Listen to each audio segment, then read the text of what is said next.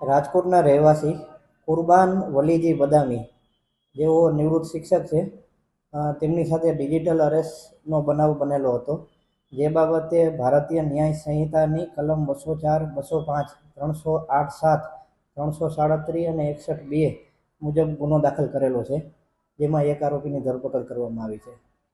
ફરિયાદી સાથે digital arrest કરીને તેમની સાથે 1,14,00,000ની છેતરપિંડી થયેલી છે. ફરિયાદીને એક ફોન આવે છે કે જીઓ કંપનીમાંથી બોલું છું અને તમારા નંબર હમણાં 2 કલાકમાં બંધ થઈ જશે. પછી એમને વિડીયો કોલ મારફતે સાયકોલોજીકલ પ્રેશર આપીને એમને જણાવે છે કે તમારો મોબાઈલ નંબર એ ચાઇલ્ડ પોર્નોગ્રાફી, મની લોન્ડરિંગ અને સાયબર ટેરરિઝમ જેવા ગુનાના કામે ઉપયોગ થયેલો છે.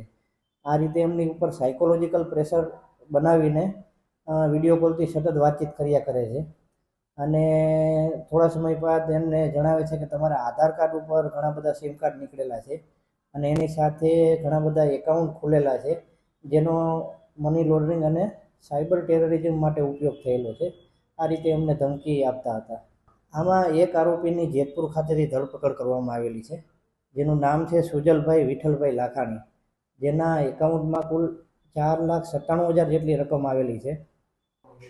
ફરિયાદીશ્રીને 20 દિવસ સુધી ડિજિટલ અરેસ્ટ રાખવામાં આવેલા હતા.